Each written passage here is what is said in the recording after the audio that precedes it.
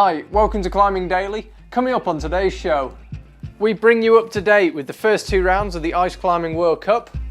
We've got the third part of our exclusive interview with Leo Houlding, and we bring you a bit of Scottish bouldering action. First up, we're talking all things ice climbing. We're 2 rounds into the World Cup and already Russia seems to be dominating. The first round took place in Cheongsong, South Korea, and was won by Russians Maria Tolokonina in the women's and Alexey Tomilov in the men's competition. The following weekend, it was a very mild Busteni in Romania. This time it was won by Maxim Tomilov, brother of Alexey, and Shin Woonseon of Korea. The 2 brothers may well be fighting for the title this year, and the women's event is no less fierce, with Angelika Rainer of Italy having finished 2nd and 3rd so far. The next round of the competition takes place in Saas Fee in Switzerland. Apparently it's much colder there and the venue is an incredible high-storey car park, so it should be pretty exciting stuff. Up next, we've got part 3 of our exclusive interview with base jumper and climber extraordinaire Leo Houlding. In recent years, Leo has become known for his expeditions and the films documenting them by Alastair Lee. One of his first big expedition experiences was reaching the summit of Everest as part of the big budget film, The Wildest Dream.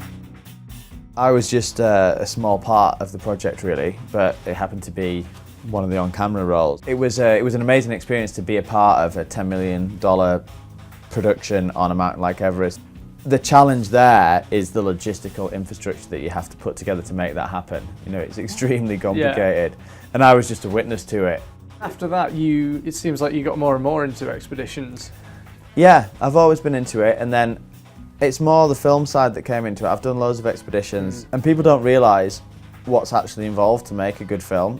It's not like you don't just turn your GoPro on or pop your pocket camera out and shoot what's happening. That's not how it works if you want it to be high production value. Particularly in climbing, to get the money shot means the camera has to be above you. To do that on a remote big cliff in the middle of nowhere, the only way of doing it is to do it twice. But again, what people don't realise is doing that on a mile-high cliff in the middle of nowhere, doing it once is a massive ball ache. Doing it again, yeah. And you end up this real conflict between getting to the top of the mountain and achieving the goal that you set out to do, and capturing it. Going someplace where no one's gone before. We are way, way out there and we're on our own. It's not that cold.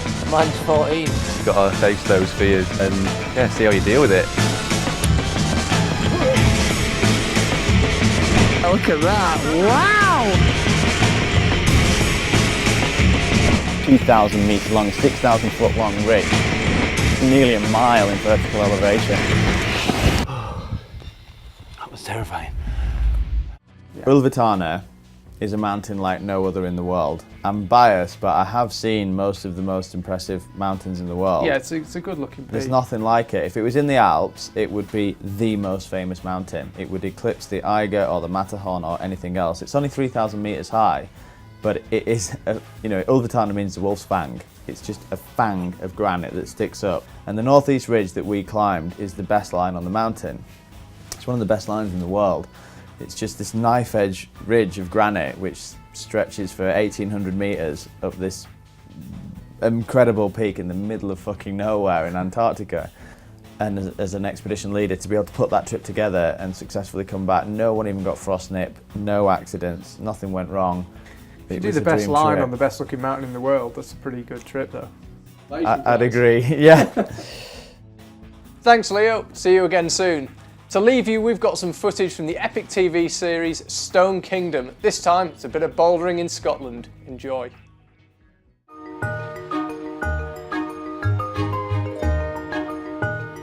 It's so sequency though. It is one of those problems where the moves are only okay when you do the exact feature. There's not like any other, it's not like the other day I fucked it up, felt really good. Got this and this, went to that. And I was like, oh, I'll just get this with my foot high. I went to put my foot high and I just cut loose and was like, ugh. And then I came off. It's good. It's what bouldering should be about really, rather than, you should do moves on bouldering that you just do not do on sport routes. It's like some stuff.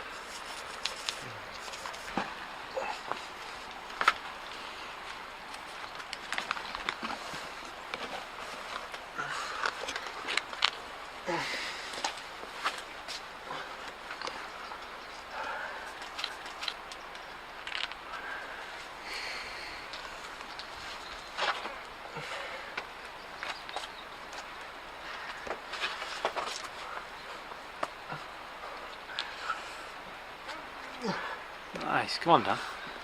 Come on. Few times with Cedar right, but with 11 out of the 15 pitches being between 7A+ and 7C, this is an incredible achievement.